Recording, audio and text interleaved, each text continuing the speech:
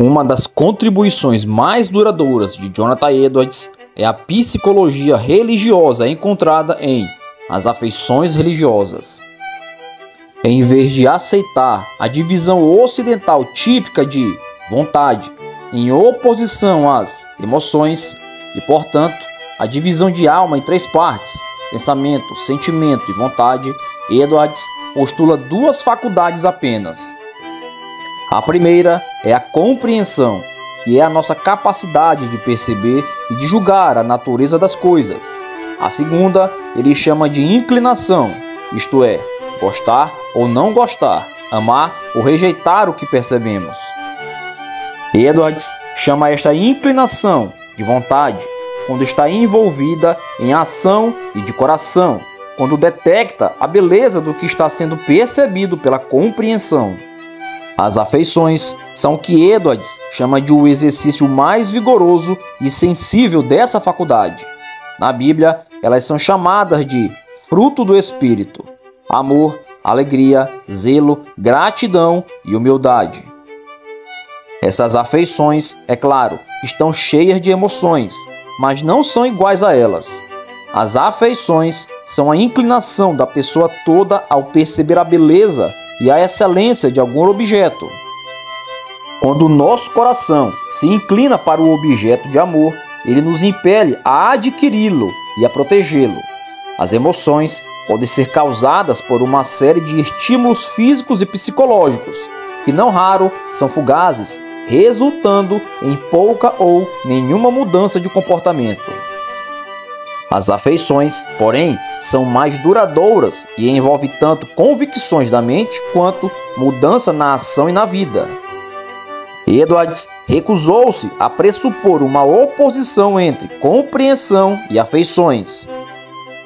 Em outras palavras, se uma pessoa dissesse: sei que Deus se importa comigo, mas mesmo assim continuo paralisado de medo, Edwards diria: isso significa então que você não sabe de fato que Deus se importa com você. Se soubesse, as afeições da confiança e da esperança brotariam em seu interior. Estamos agora em posição de analisar a importância dos conceitos do coração e das afeições para o pregador. Se Edwards estiver certo, não há então nenhuma oposição fundamental entre cabeça e coração. Não devemos, por exemplo, partir do pressuposto de que, se as pessoas à nossa volta são materialistas, basta apenas que sejam exortadas a dar mais. Isso seria agir com base unicamente na vontade. O resultado será uma culpa temporária, que poderá ajudar na oferta do dia, mas não produzirá uma mudança de longo prazo no estilo de vida das pessoas, pois o coração delas não foi alcançado. Também não devemos simplesmente contar histórias de mudança de vida de outras pessoas por meio de atos de generosidade. Um apelo assim atingirá diretamente as emoções, gerando pena ou inspiração e talvez culminando em um impulso passageiro de doar algum dinheiro para uma causa.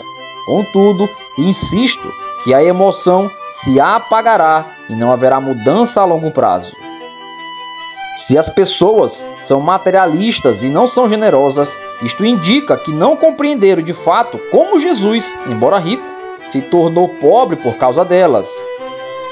Indica que não entenderam o que significa de fato que, em Cristo, temos todas as riquezas e tesouros. Talvez creiam nessas verdades como doutrina, porém, as afeições de seu coração se apegam às coisas materiais, as quais, para elas, são mais excelentes e belas do que o próprio Jesus. É possível que tenham uma compreensão superficial da riqueza espiritual de Jesus, mas não a compreenderam de fato. Portanto, na pregação, temos de apresentar Cristo novamente de tal maneira que ele substitua as coisas materiais nas afeições delas. Para tanto, não bastam o argumento racional e o ensino doutrinário, embora, sem dúvida, devam ser incluídos. É necessária também a apresentação da beleza de Cristo como aquele que abriu mão de suas riquezas por nós. Edwards acreditava que na origem de todas as afeições do coração está a excelência, isto é, aquilo que é apreciado e em que se pode descansar pelo que é.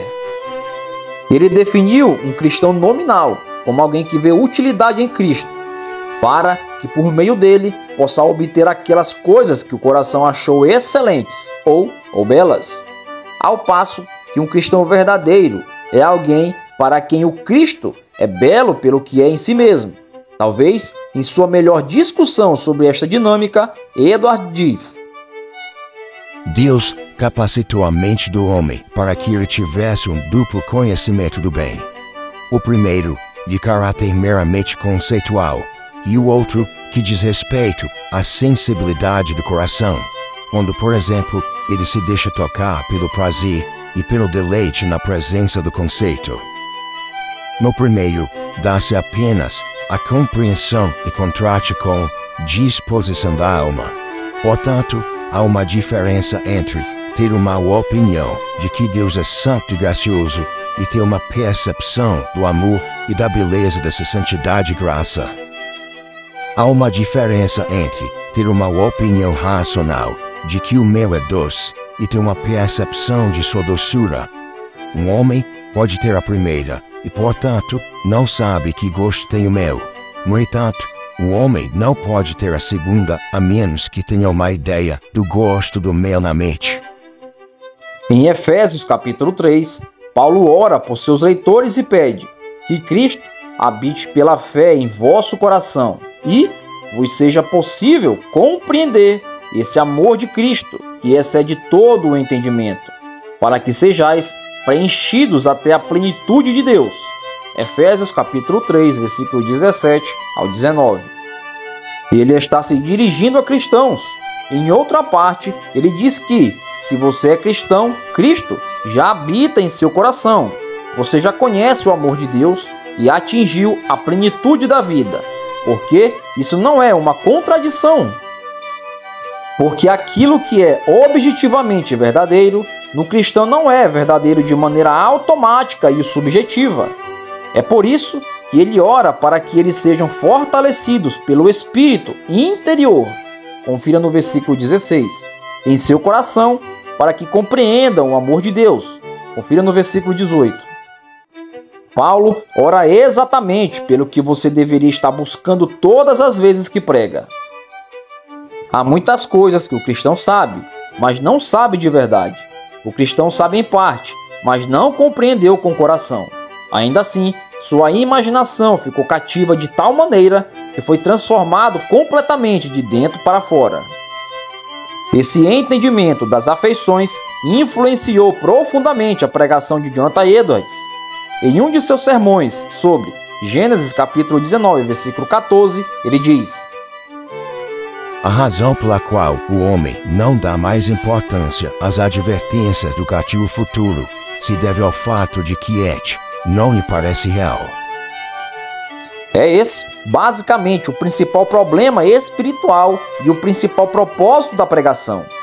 Embora as pessoas possam ter um entendimento superficial de certa verdade, a verdade de Deus não é espiritualmente real para elas.